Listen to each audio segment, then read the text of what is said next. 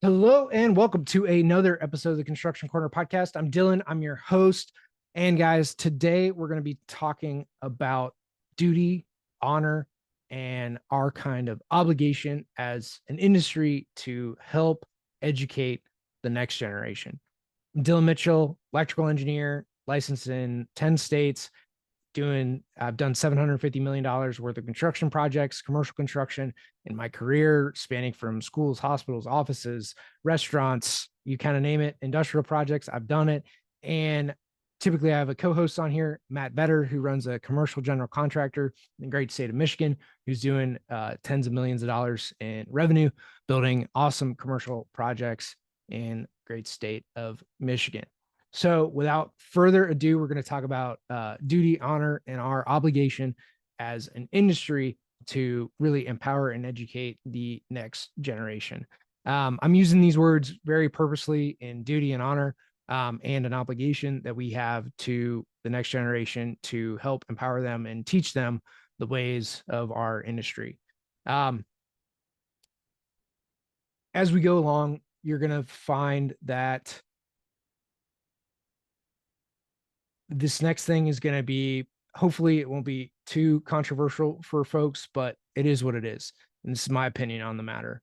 When you look at unions from a historical context, they were set up and organized to create and train the next generation of, you name it, right? Carpenters, electricians, HVAC guys, plumbing, pipe fitters, steel workers, auto union mechanics, right? The whole lot of all the trades.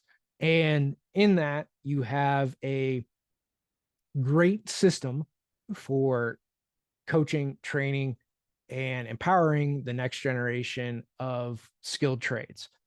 That system that they have created over the last, well, if you look at like stonemasons, right, that's been something that's, time immemorial, right? Thousands of years for the stonemasons and those guilds that created a lot of the ancient cathedrals and buildings like that across, especially Europe. Now, in the more modern times, you have, other trades, right? Auto unions, you have electrical in the last 100 or so years.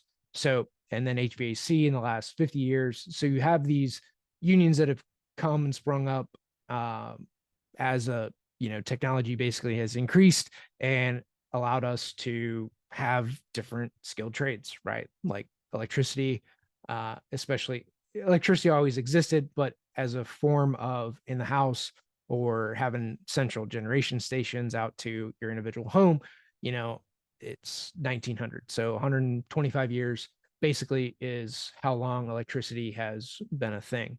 So in that, you have these unions that were really built and designed to train and empower the next generation. Now, in engineering, you have universities and things like that. But like for my education to come into the construction world, it really wasn't geared for construction, building engineering, right? Like I took all the power classes that were available to me. I went to a top tier engineering school, and a lot of it was geared for just other engineering disciplines. There were only a few of us that went into like the industrial and power sectors after graduation, right? Working in plants and things like that. So a lot of what we've had to learn is basically kind of on the job, right? And code research, getting our hands slapped one way or another. And so we learn those lessons as we go. So I'm saying all of this to say that in the construction industry, now on the actual building side of it, there is a little better pipeline of training and things like that. But again, you still have it in the general contractor side where you have like your project engineers, your superintendents, right? They're going to come up through the ranks somewhat. Some of them are going to come out of school, like your project engineers are going to come out of an undergrad, like construction management program, things like that. And again, not all of those are like fully geared to how things are done in the field, right? There's a disconnect and there's not a interweaving of field to classroom and that feedback cycle. Now, today with the unions and how they've become a lot of politically charged, they're not quite as useful as they used to be, right? The politics have gotten in the way of them training and empowering and doing their job solely as a training institution. And I know there's a lot of other things with the unions, but I specifically just want to look at that from a training standpoint. So, as a training institution, they're like top notch, right? Not many, I don't think, if any, uh, really schools of instruction beat kind of the union pipeline. There really isn't, in my mind. Now, again, if you want to come on and educate me on it, be happy to have that conversation. But as we go along, right, the unions are really great at that. Again, the politics have really gotten in the way of their, what I deem from the outside as the core mission of empowering and training the next generation of skilled labor. So where I say we have a duty and honor and an obligation to really empower those next generation is a lot of this now, instead of with the unions or the universities, like we as business owners, firm owners have to take this under our own belts, under our own umbrella to create and develop training for that next generation of people. This is basically being self-sufficient and unreliant upon universities, upon trade schools, upon any of that, right? Like you've got to develop your own curriculum, your own training, your own stuff to train your people so that they can not only do their job in your business, but then when they leave your company for whatever reason, if you don't have any opportunities for them, or they just think they can do it on their own, which is great, right? To have those people to go out and create their own things, serve their own clients, develop their own community. Like they're going to then hopefully, because they were trained under you, say good things about you, which again makes the whole pie bigger, right? And then we create goodwill within the industry and all those types of things. So where I'm getting at with all this is that, there's really no sense of honor anymore. And maybe construction's one of the last stalwarts of this. And, you do what you say you're going to do. You are a man of your word. And when you can live that way, things are just going to go so much better for you. I think we've lost that in society a lot, in doing what you say you're going to do, being a man of honor, acting in an honorable way, right? Not slighting people, like being more than fair with people. And again, just being a man of your word. Like I think that has been lost in society to a large extent. Here recently, and I've kind of taken a little bit off of training and not training as much, right? I'm starting to spin up into another training cycle now. But with that, like this last month and, the few weeks I was recovering from my 100-mile race, I was watching some TV, and a couple shows that I was watching was Tokyo Vice and Shogun, right? New show on FX. And both of them just happen to be, kind of centered in Japan. And with that, there's a lot of honor that is being talked about in the show, right? Like in Tokyo Vice, you have the gangs and all that kind of stuff. And with that, they very honorable, right? You do things with honor, right? That's still prevalent and heavy within the culture.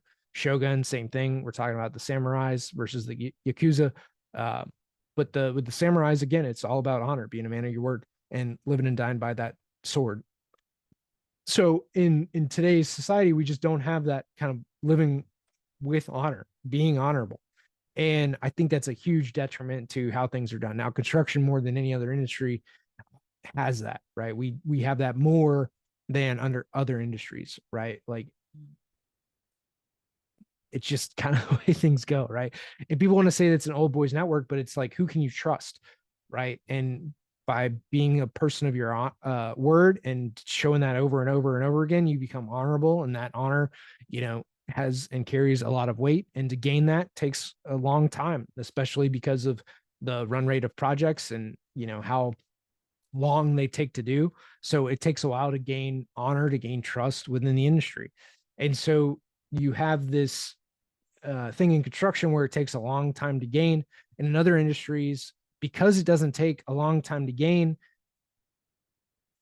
and often people just don't, it's not even a question of it, right? Like you just do stuff, you deliver a product, you don't really talk to the clients, there's no honor in it because again, we're not building things, we're not doing stuff with our hands. Like there's not the money involved that there are in construction projects, honestly.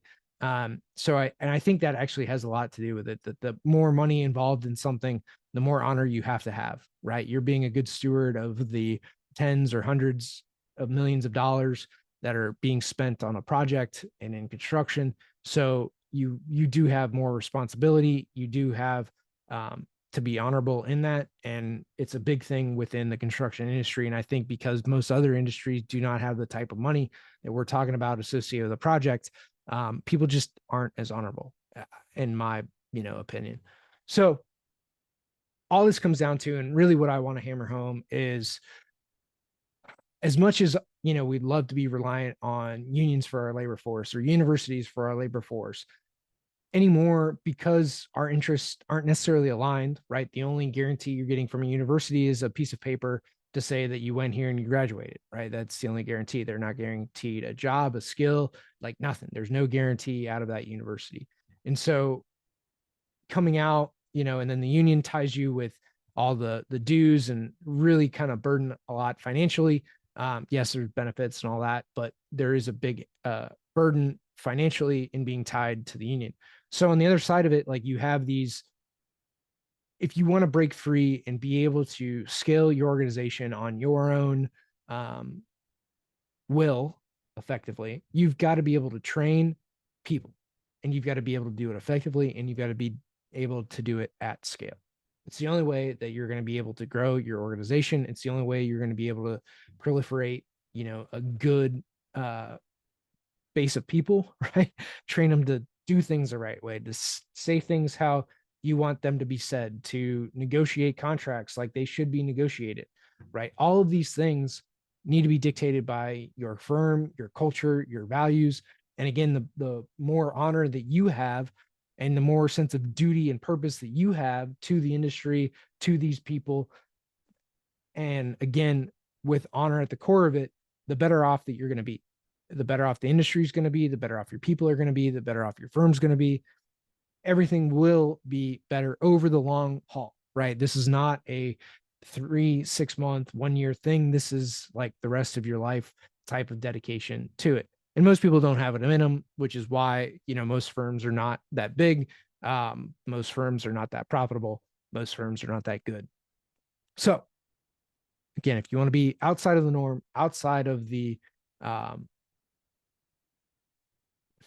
if you want to have some honor, man, like you got to do things for the right reasons, for your people, for the industry, for the betterment of everybody else. And that's going to be a big thing moving forward. It's one of the keys that I see for not only growth, success, but for the betterment of the entire industry. So if you create your own training programs, if you instill your culture, and really honor's been just a big thing that I kind of have been focused on here recently, in that I think we've lost a lot of it and we should gain it back. It'll be super helpful as us as a community, a culture, and a country. Thank you guys for listening. And until next time.